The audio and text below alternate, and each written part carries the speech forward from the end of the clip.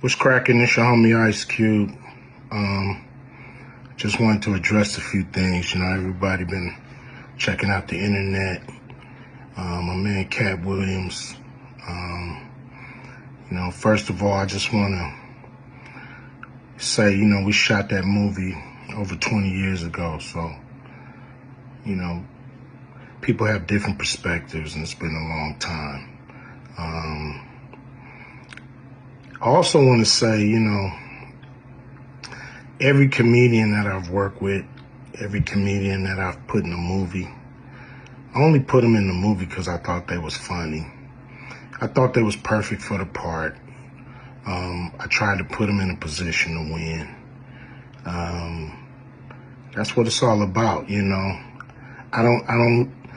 look at from, Chris Tucker and Bernie Mac and Mike Epps, Katt Williams, Ricky Smiley, Michael Blackson, Cedric, Kevin Hart. All these guys I know are funny as hell. I didn't discover them.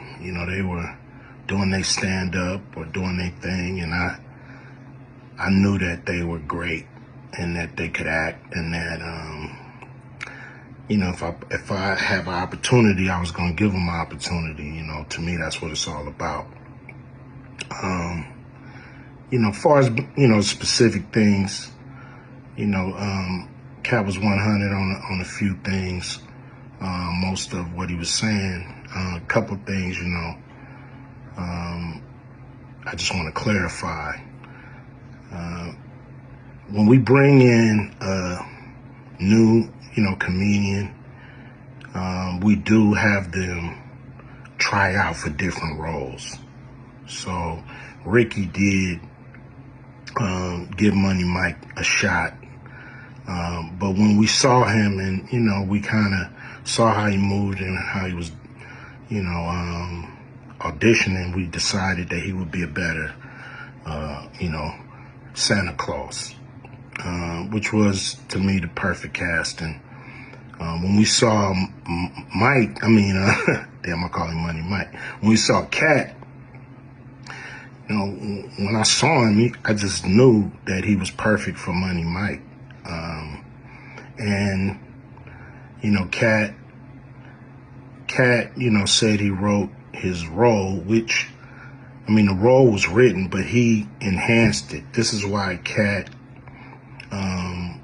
was so dope in the movie. Money Mike had a small role, about as big as the Santa Claus role, but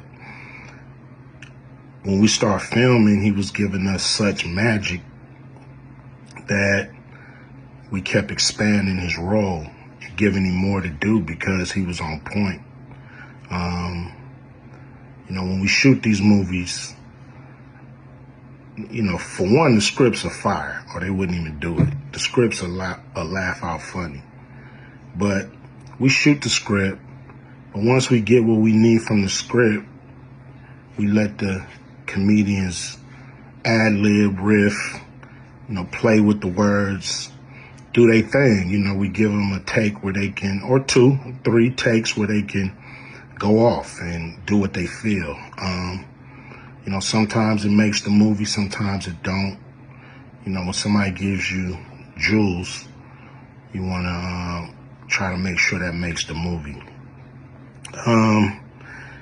So in the movie, there's second thing I want to clear up. I would never shoot a rape scene in a movie, especially like Friday, where you actually see this happening on camera. That ain't my style. If you check out any of my movies, they not raunchy. We did a movie called Players Club where the subject matter was a little raunchy, but for the most part, even that, we left it to your imagination. So the only reason that kind of stuff is in the movie is because you have 3 villains in Friday After Next. You have Santa Claus stealing presents. You have Damon, just got out of prison, sweating. Craig and Dady for the rent money. And then you have Money Mike, a pimp that treats his woman,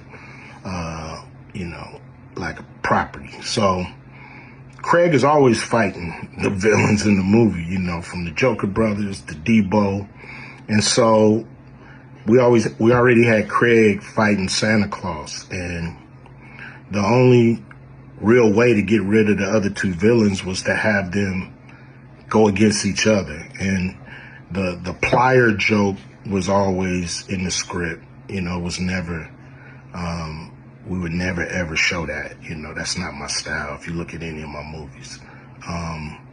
So, that was never a discussion, we, at that point in everybody's career, we would listen to a certain extent, but we wasn't gonna change the movie for any actor. We do what we feel, and if it was a rape scene, it would have been in the movie. There was no reason not to shoot it. But that's not my style. I don't even like that kind of shit in movies, on camera. And so, that was, to me, a little discrepancy there. Cat, he wrote a lot of his part because, like I said, he was giving us jewels, so we were keeping the camera rolling. He was coming off the dome. He was coming prepared every day to steal the show. That was his mission. And, that's what he did, with the movie. And it launched his career, And I'm proud of the movie. I'm proud of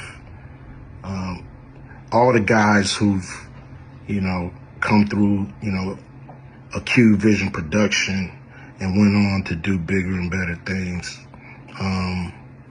And look, a lot of people are talking about pay and how much they was paid on these movies that were extremely low budget. Most of these guys work a couple of days,